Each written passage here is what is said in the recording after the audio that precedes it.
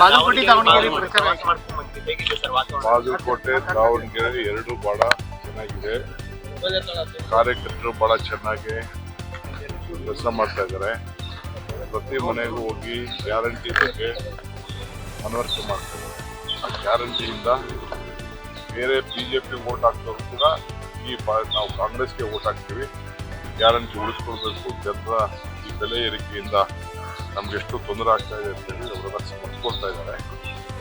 So ಇದಕ್ಕಿಂತ ಮೊದಲೇನು vote ಬರಬೇಕು ಅದಕ್ಕಿಂತ ಹೆಚ್ಚಿಗೆ ಮತದಿಂದ ಗೆಲ್ತಾರೆ ಅನ್ನೋ ಒಂದು ಆತ್ಮವಿಶ್ವಾಸ ಇದೆ. ಕೇರಳಕ್ಕೆ ಹೋಗ್ತಾ ಇದ್ದೀನಿ, 2 ದಿನ ಕೇರಳಗೆ ಹೋಗ್ಲೇಬೇಕಾಗಿದೆ. ಸೊ 2 days ಹೋಗ್ಬಿಟ್ಟು ಬಂದು ತಿರ್ಗಿ ಅದಾದ್ಮೇಲೆ ದಾವಣಗೆರೆ ಇಲ್ಲ ಬಾಗಲಕೋಟೆ. ಗ್ಯಾಸ್ ಸಮಸ್ಯೆ ಬಹಳಷ್ಟು ಆಗ್ತಾ ಇರುವಂತದ್ದು ಸರ್ ರಾಜ್ಯದಲ್ಲಿ.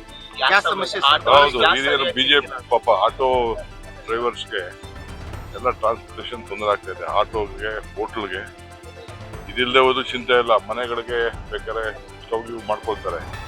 ಸ್ಟವ್ ಅಂದರೆ ಹೀಟ್ರು, ಬೇರೆವೆಲ್ಲ ಹೊರಗಡೆ ಹೋಗಿ ಮಾಡ್ತಾರಲ್ಲ ಪಾಪ ಅವ್ರಿಗೆಲ್ಲ ಭಾಳ ತೊಂದರೆ ಆಗ್ತಾ ಇದೆ. ಊಟ ಅದ್ರ ಬಗ್ಗೆ ಕೇಂದ್ರ ಸರ್ಕಾರ ಗಮನ ಹರಿಸ್ಬೇಕು. ಆಟೋ ಚಾಲಕರು ರಾಜ್ಯ ಸರ್ಕಾರಕ್ಕೆ ಮನವಿ ಮಾಡ್ತಾ ಇದ್ದಾರೆ. ನಾವು ಅದ್ರ ಬಗ್ಗೆ ಅದಕ್ಕೆ ನಮ್ಮ ಕೈಲಿಲ್ಲ, ಕೇಂದ್ರ ಸರ್ಕಾರ ಕೊಡುವಂಥದ್ದು. ಕೇಂದ್ರ ಸರ್ಕಾರ ಸರಿಯಾದ ರೀತಿಯಲ್ಲಿ ನೀತಿ ರೂಪಿಸುವಂಥದ್ದು, ಮುಂಜಾಗ್ರತೆ ಮಾಡಬೇಕಾಗಿತ್ತು. ಸಿಂಪಲಾಗಿದೆ. ಇನ್ಯಾಕೆ ಬಿಜೆಪಿಯವ್ರು ಯಾಕೆ ಅದ್ರ ಬಗ್ಗೆ ಮಾತಾಡ್ತಾ ಇಲ್ಲ? ಬಿಜೆಪಿಯವ್ರು ಹೇಳ್ಬೇಕು, ನಮ್ಮಿಂದ ತೊಂದರೆ ಆಗಿದೆ, ದಯವಿಟ್ಟು ಕ್ಷಮಿಸಿ ಅಂತ ಕೇಳಬೇಕು ಜನರಿಗೆ. ಅವ್ರು ಮಾಡಿರೋ ತೊಂದರೆನೆಲ್ಲ ಮುಚ್ಕೊಳ್ತಾ ಇದ್ದಾರೆ ಅವರೆಲ್ಲ.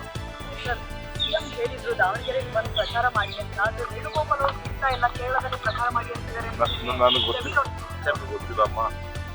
ಕಾಂಗ್ರೆಸ್ ಪಾರ್ಟಿ ಯಾರಿಂದ ಹೋದ್ರು ನಾವು ಮಾಡ್ತೀವಿ.